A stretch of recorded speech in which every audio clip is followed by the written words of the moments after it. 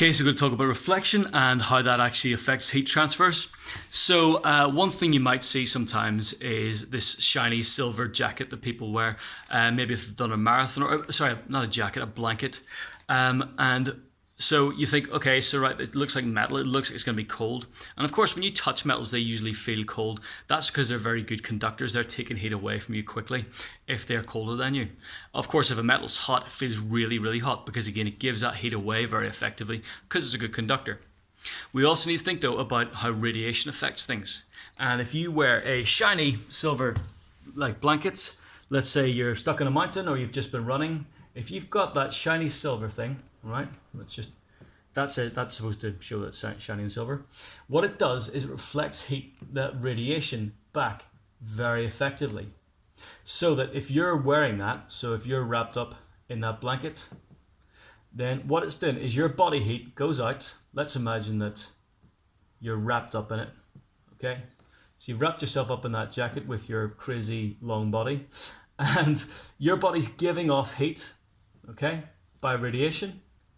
And it's also reflecting back. So that heat you're not losing quite as quickly because of the radiation. It's being reflected back at you. Okay, that's basically it. Okay, it just gets reflected back to you.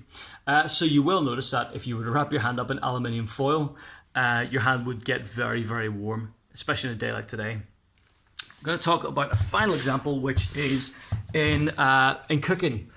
Just because it's an example which might be familiar to a lot of us. Okay, so we're going to talk about boiling potatoes because potatoes, being Irish, that's my favourite food. So here we've got a saucepan and it's on the stove and we've got our potatoes. So a question you might get asked is, how does the energy actually get to the potatoes? So what you've got is the stove. That heats up, okay, obviously. Now, it depends what kind of stove we're talking about. If we're talking about one of those electric ones, then what we've got is these two solids are in contact.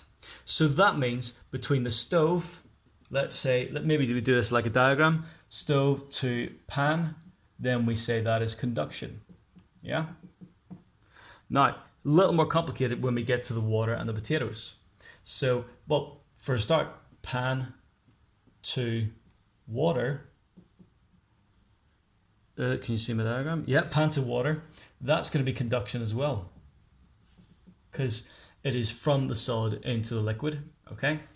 Now, when we get to the water into the potatoes, that's a little more complicated. Because, well, is it conduction or is it convection? It's actually kind of both. All right. So there's the heat is being conducted from the water directly into the potatoes. Conduction is the main thing. In fact, we could really just say it's conduction. Now, convection also does happen, and so does radiation, because of course, what we've got up here is as the water boils, or even as it heats up, water molecules are going to escape. All right.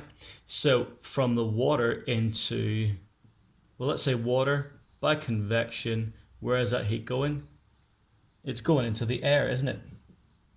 Last of all, there is radiation happening as well. So we've got this solid pan is getting hot. And if you were to put your hand close to it, you would feel some heat. You wouldn't feel a huge amount, nowhere near as if you touched it and you had conduction going on, but there is some radiation happening as well. So we can also say from the pan to the air there's radiation happening. So that's really more or less everything you need to know. You will be asked these questions in different contexts about different things, different situations. I've intentionally used my examples to be different from the ones which I know to be in the exam, so you need to be able to apply those, okay? I would especially look at things like evaporation, okay? It's going to be quite useful to you.